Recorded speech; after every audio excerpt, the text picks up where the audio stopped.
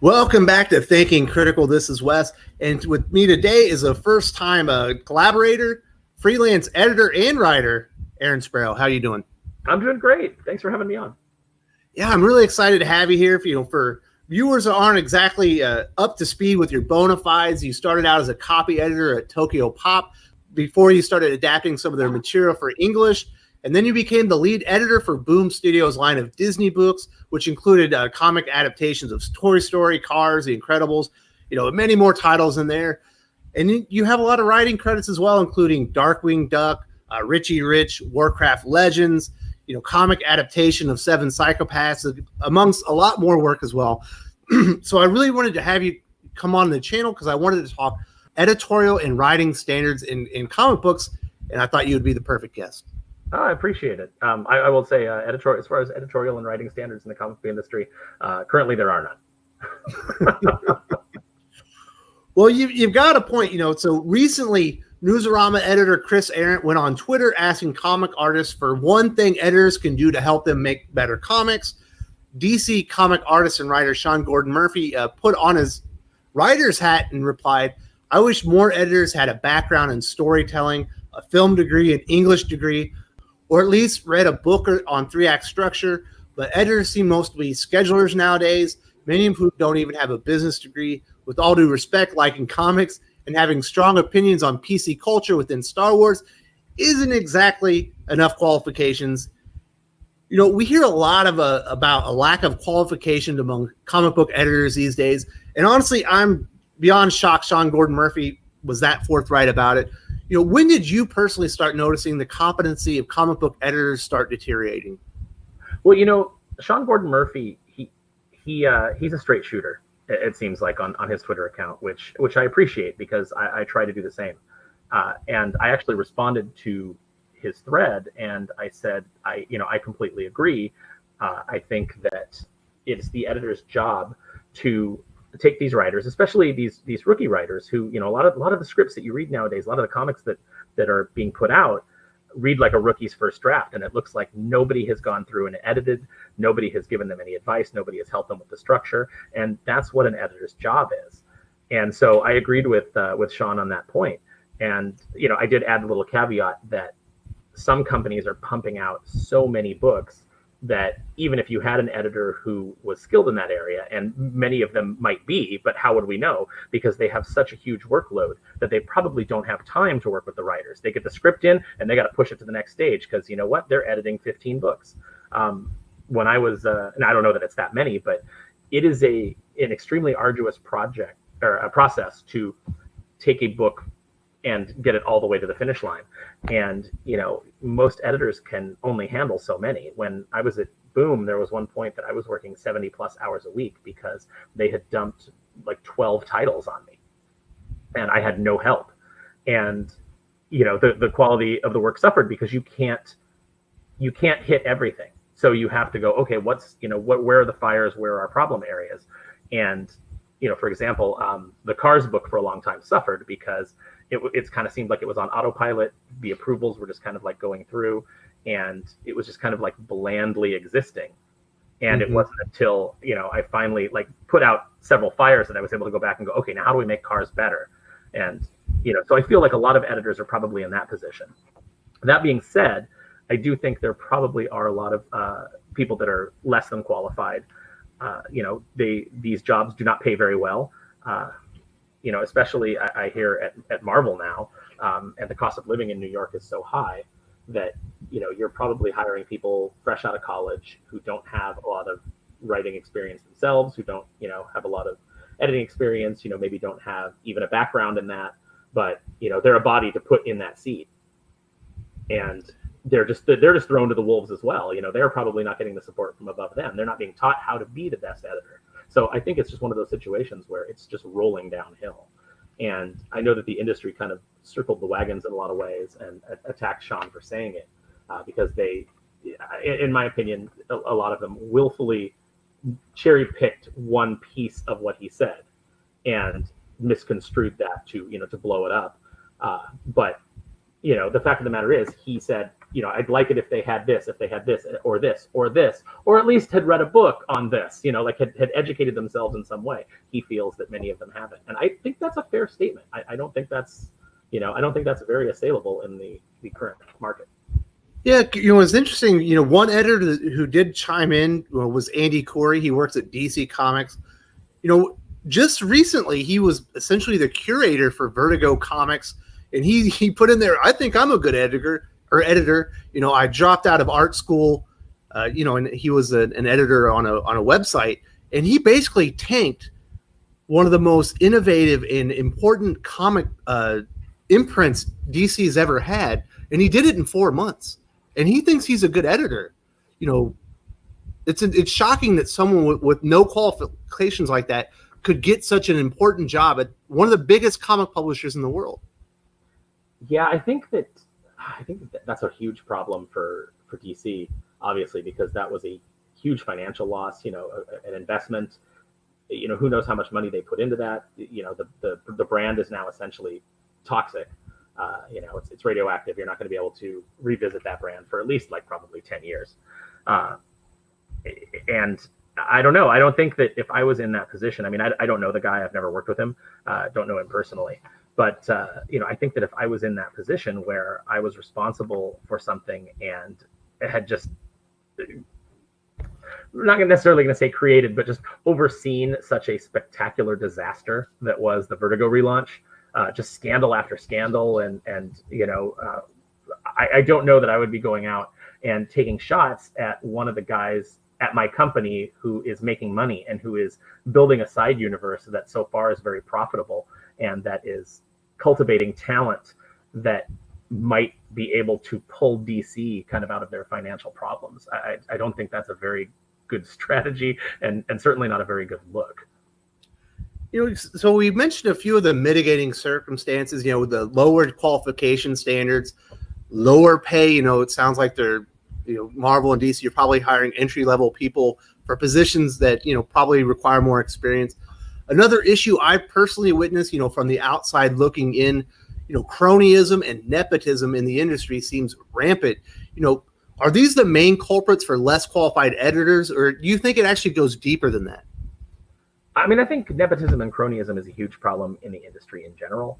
I think that, people hire their friends, which, hey, I've got no problem with that. If your friend is qualified, if your friend, has the merit to be working on these titles and if they have a track record for taking care of, relating well to the customer, because, whether you like it or not, and it seems like a lot of comic industry pros don't, they have this idea that they are producing art and therefore, they should be able to say whatever they want. And if you criticize it, they should be able to treat you however they like, which I completely disagree with, because I come from a heavy customer service background. I used to train customer service personnel for a couple of different Fortune 500 companies. And I'm sorry, you are selling a product. That product is partially you. It's, you're partially your own brand, but you're selling a product for a company that has hired you to do something and, to move that. And it's not just based on your art, because if people appreciate what you do, if people appreciate your writing or your artistic ability, they come to you and what they're really looking for is an experience. They want to be connected to you in a way. So, when someone comes to you at a convention, I always tell people, they come up, but they want your autograph or whatever on their books, but that's not really what they're looking for. They're looking for a connection with a creator whose work they appreciate. And this idea that you are not in the customer service industry, if you're a comic book artist or a writer, if you're on social media, you absolutely are in the customer service industry. You need to take care of that customer. You need to send them away with a good experience. You need to make them feel positive about your work, because you need them to buy the next thing. And the company that is paying you to produce that needs them to buy the next thing that you do. Otherwise, you're going to be out of a job. And the other problem is your responsibility is not to you. If you're doing your own independent book and that's your creation, hey, whatever, you can run it however you like. But the fact of the matter is, if you're on a book that is put out by a company and they are paying you, it's a license or whatever it is, but you don't own those characters. You have a responsibility to keep those characters intact for the next creators that come along, and for the next generation who's going to read that character. and you have a responsibility to satisfy the customers and to give them not necessarily what they want, but all the time, because that's impossible. But to basically, you want to be shooting fish in a barrel. You want to be giving everything the broadest appeal possible and pleasing the most people that you can with what you're doing. And you also have a responsibility to the other people that are on your team. I would never say to anybody, like if someone came and said, hey, I think your Darkwing Duck book sucked and I hated what you did with the character and you ruined my childhood. I would never tell them, well, if you don't like it, then just don't read my work. Or if you don't like my opinions, don't read my work, because I'm not only affecting me, I'm affecting my whole team. I may be flippant and say, like, I don't need your readership, but you know what? My artist does, my letterer does, my colorist does. All those people that are getting paid to work on that project, they need those dollars coming in. So you had better come correct and treat the customer well. And the fact that these companies have let their employees just talk trash to their customers boggles my mind. And I think if I'm taking like a kind of like a macro view of the whole thing, I think that this really came to a head, not to get political, but after the election. I think that's really where people just seem to kind of like lose their minds. Mm-hmm. Yeah, it seems like any level of civility was just dropped because the 2016 election, obviously probably only going to get worse in the months ahead. Aaron, another, besides editorial, we kind of hit that a little bit. It's not, editorial isn't the only thing, and professionalism aren't the only things deteriorating in the industry. It feels like Storycraft has taken an enormous hit. One of the biggest culprits I've noticed is a lot of writers drag stories out for trades. Back in the day, only the best of the best stories were offered in collected editions. Now everything is released in trades. You get a trade, and you get a trade, and everyone gets a trade nowadays. Is writing for the trades as big an industry issue as I personally believe? I think it is. I think it really has kind of changed the way that people approach their storytelling. It didn't really. Well, you know what? Actually, yeah. When I was at Boom and we were doing Darkwing Duck, and Silvani and I were essentially ghostwriting that and not getting credit for it, which is a whole nother story. But the design there was every 4 issues we collect it into a trade. So everything has to be 4-issue arcs. And that made the book a little bit difficult because every story kind of had to be this build to this big finale.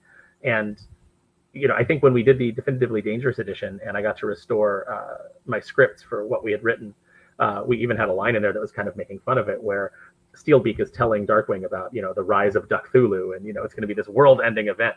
And, Darkwing has this moment where he's like, I really miss when I just used to fight common street crime.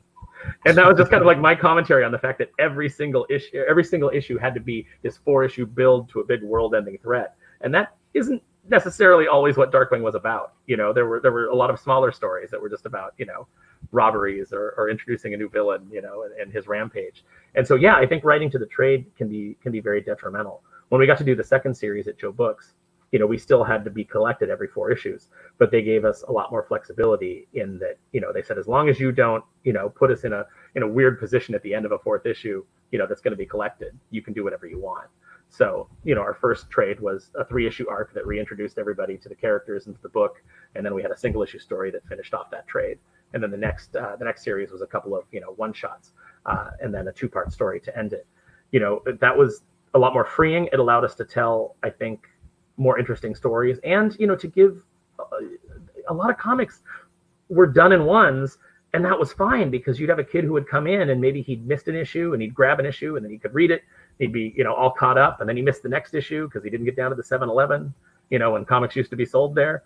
And, you were able to kind of like get people in. Now everything is this long form storytelling where they don't explain anything. Like nobody ever goes back and gives you any kind of explanation.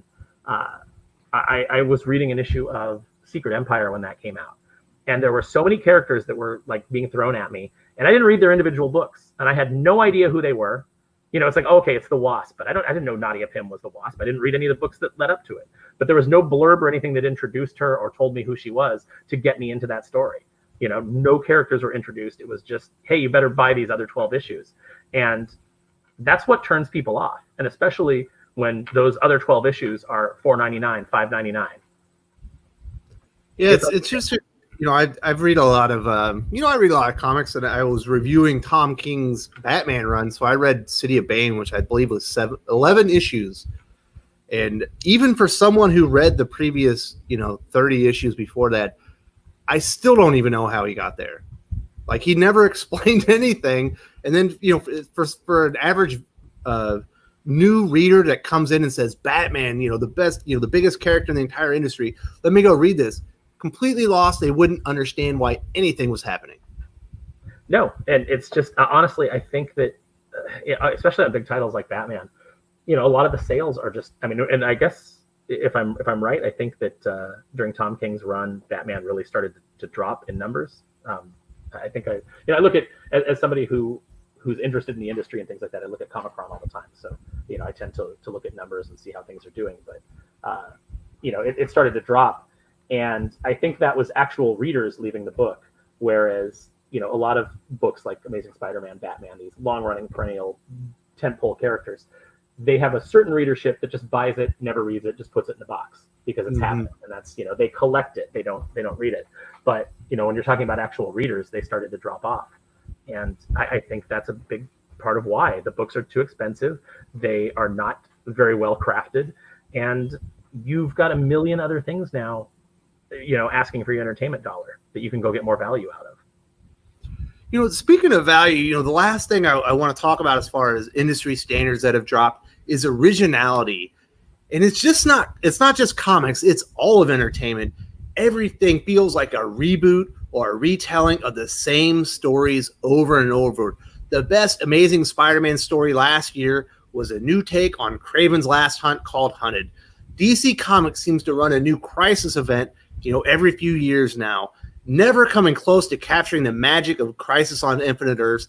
Marvel's told seemingly 10 versions of the Infinity Gauntlet by now.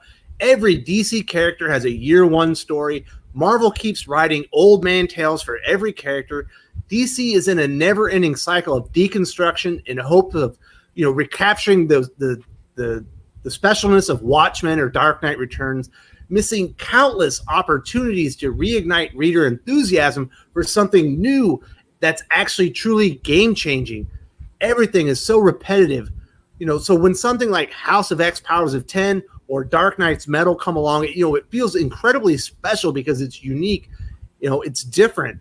Is the surefire money and nostalgia causing publishers to shy away from truly new, remarkable storytelling? Well, I think we're hitting the point now where people are starting to realize that nostalgia alone is not going to make you money. I mean, we've seen several reboots flop, especially in the movie industry. We've seen them try to, reimagine things, and it just doesn't go anywhere. And I think the reasons for that are twofold. Number one, you do need new ideas. You do need new things to keep people interested.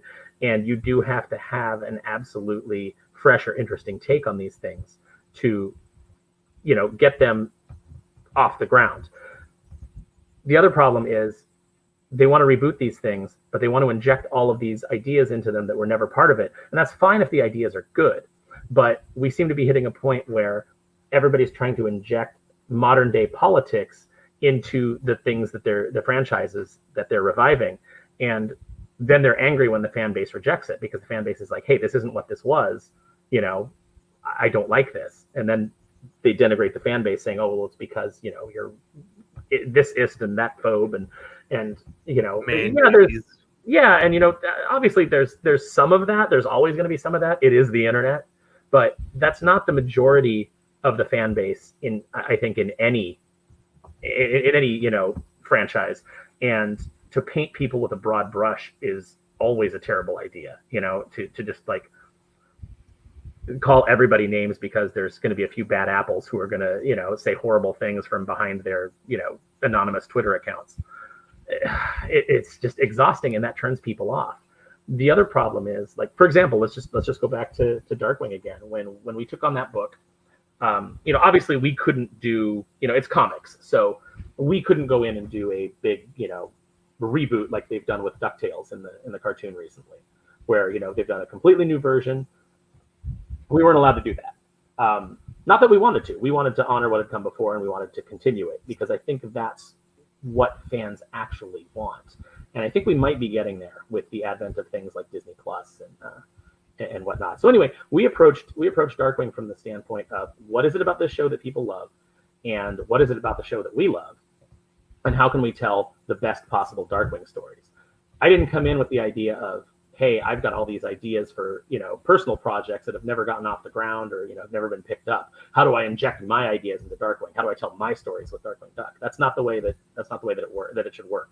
It should be, what good Darkwing stories can I tell? And that's the way that we approached it. And I think if more people came to the property with that in mind, with that idea, like, what is it that people love about this? How do we expand that and make it new, but still honor what came before? Which is what I think the DuckTales cartoon does really well. I think, and it's because the people that work on that show absolutely love the original. They love the comics. They love those characters. And so it comes through. And I think that's the main thing that you need. I know I'm meandering a little bit, but I think the main thing that you need is you need people who actually care about these properties, who actually love them and want to continue them, and to honor what's come before, and take it in, new and interesting directions, and build on it so that when they hand it off to the next person that handles it, it can remain viable for that next generation, or that next iteration of whatever property. But yeah, it's a really complicated kind of process, because you've got people who are just taking jobs. Like, I've been offered books before. Like, I was offered once to write some Fraggle Rock stories and things like that. And I was like, I don't really have any connection to Fraggle Rock. Yeah, I could go watch a bunch of episodes and then try to come up with something, but I'd rather pass on it and give that opportunity to somebody who really is passionate about that property and wants to tell those kinds of stories.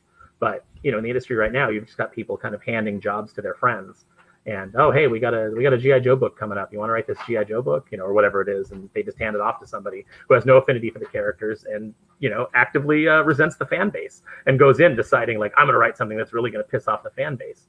Well, the fact of the matter is, comics have proven woefully inadequate at getting any new audience. So pissing off the old audience is a really bad strategy. Aaron, I want to say thank you very much for joining me today, talking about some standards in the industry, how things have deteriorated for editorial and writing, and giving some anecdotes and some of your experiences while you've been in the process.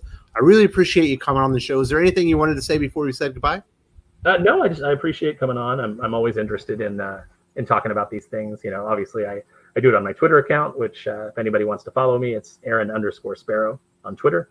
And I probably will say some things that infuriate you. It says right in my bio, I probably don't share your sacred cows.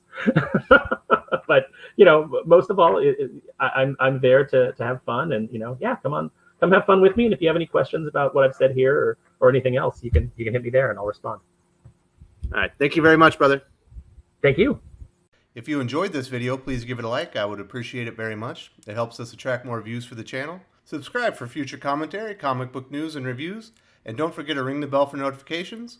If you want to talk comics, movies, and much, much more, you can follow me on Twitter at Wes_from_TC. With that, Salamat Po, and I'm out.